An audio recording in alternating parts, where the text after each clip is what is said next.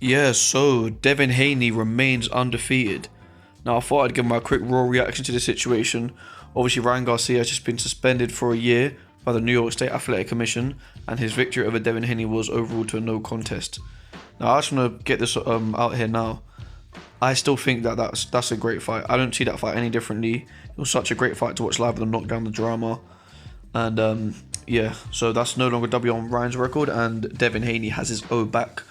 You know, he popped for Osterine. Obviously, it's been a developing storyline going on for the last few weeks.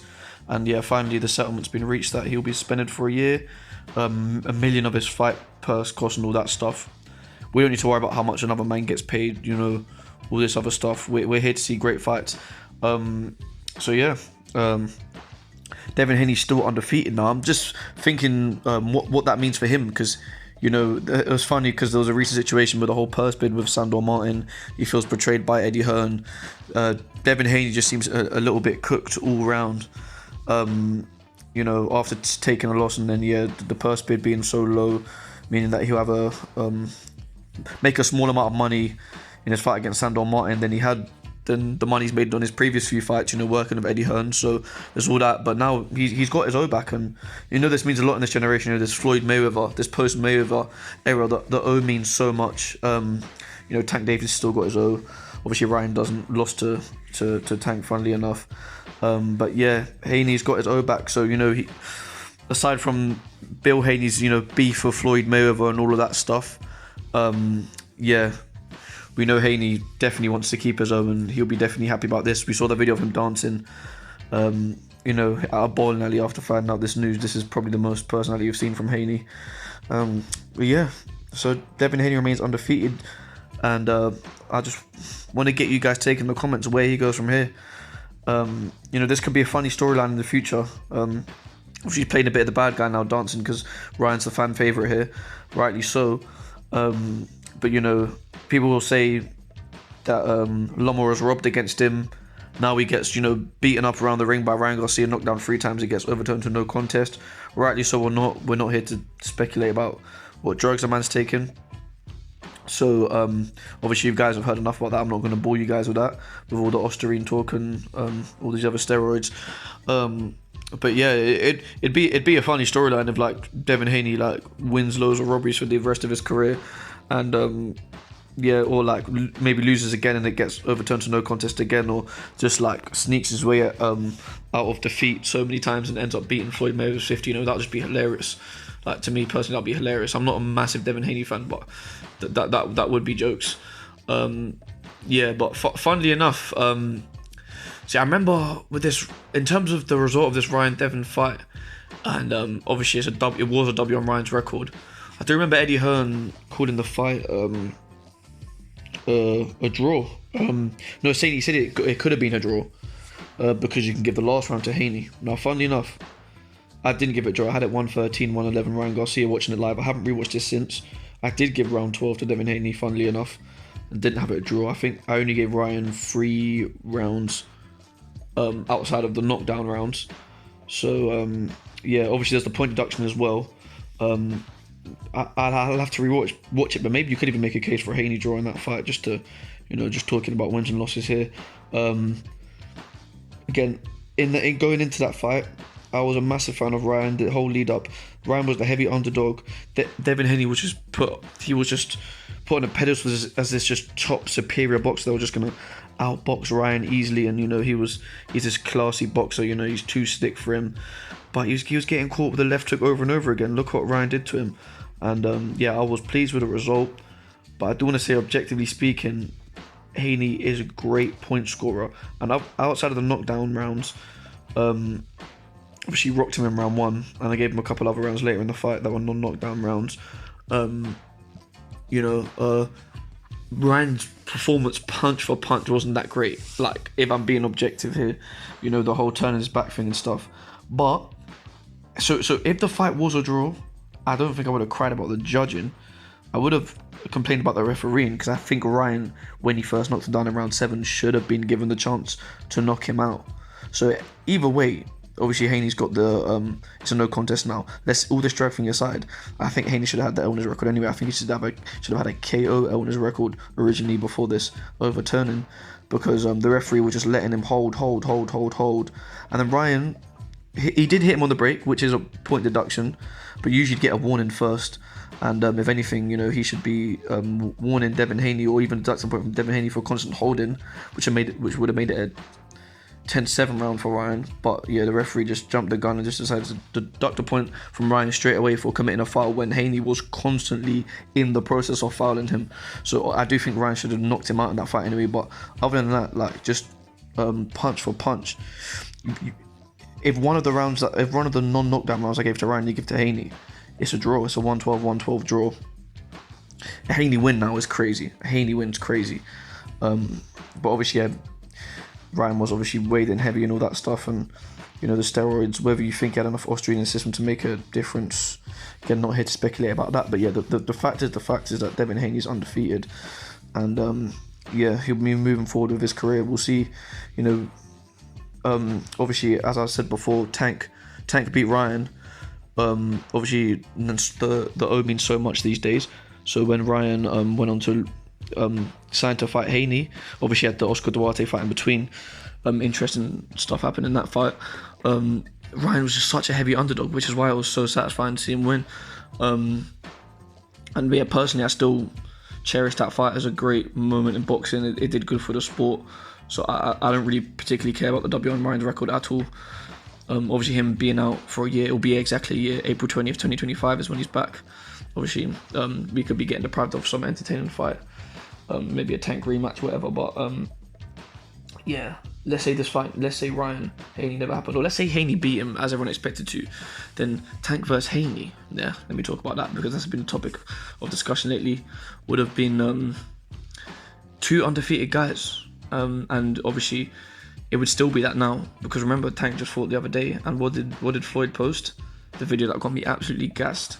He released that sparring footage where everyone saw the footage first before the Ryan vs Haney fight, when Haney Tank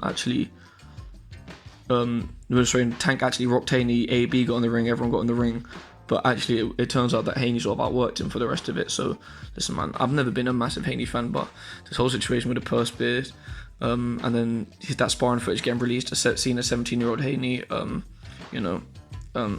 that to Tank, and yeah, just Haney sort of being cooked all around, having to be humbled a bit. It did make me take a liking to him a little bit, but in terms of him now, he's undefeated again. I think he's just played a bad guy, because I never really enjoyed this guy's fights too much. Like both Cambosa's fights, probably 120, 108 shutouts. Won all the 12 rounds. Pro grade fight as well, absolutely dominated it. I remember, you can even ask my boy, Let Me Save You, search that up on YouTube, that's my boy. He will tell you I was rooting for Pro grade so hard against Haney.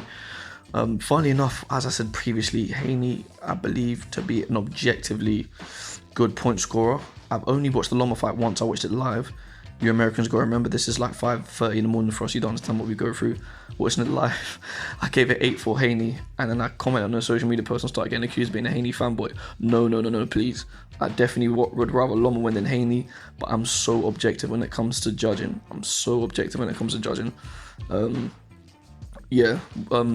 So maybe if I rewatched it, I would give it Loma, but I don't know. But yeah, Haney's just he's not the most exciting fighter, which is why no one really bid for the Sandor Martin fight. But yeah, obviously Ryan made that fight fun. He took the fight to him.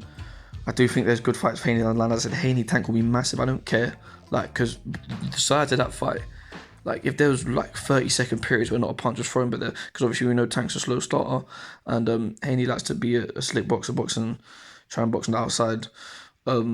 Just the anticipation of it would just blow people through the roof. So yeah, there's fights for Haney down the line, and then even there's fights of other slick boxers like Jack Catterall. Sometimes two fights like that can cancel each other out and have a good fight. So Haney does have a future ahead of him in the sport, and now he's undefeated. As I said, this means a lot. But yeah, going back to what I said about the Floyd Mayweather thing, it would just be funny, wouldn't it, if he kept deserving to lose and just keeping his O. So obviously, yeah, Haney's 31-0 now.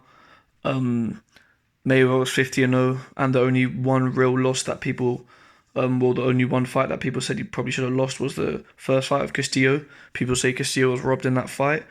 I've seen that fight twice. I watched it back and scored it. I think in it's got to be like over 3 years ago now. I think probably gave it a draw or maybe 7-5 Mayweather.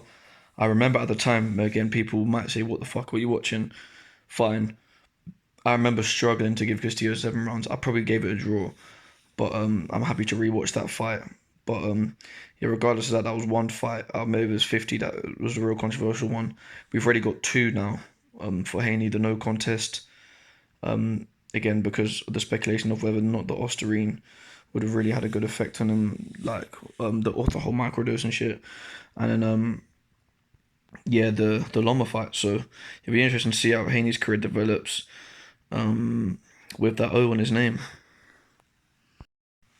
You know, he's given all this talk as well about you know, he wants to fight at any weight and stuff.